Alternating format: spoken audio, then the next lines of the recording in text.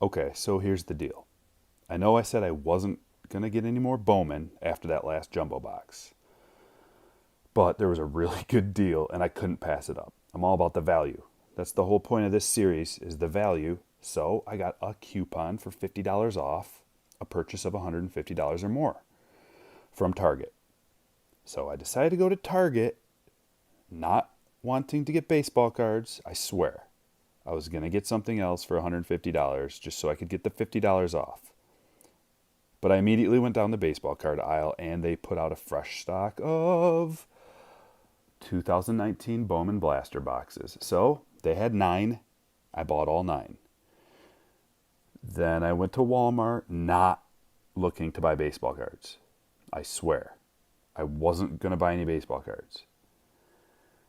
But I went down the baseball card aisle immediately, of course, and they had a fresh stock of 10.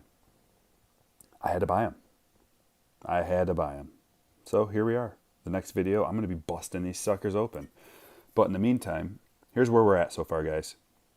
After Hobby Box 1, Hobby Box 2, Jumbo Box 1, Jumbo Box 2, the first set of 10 blasters, the second set of 10 blasters, and we're preparing for the third set of 9 blasters.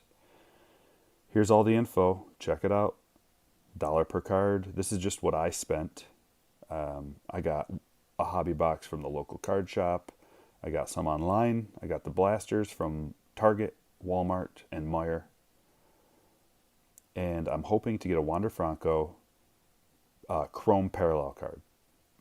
I don't think that's too much to ask. Well, okay. It might be too much to ask.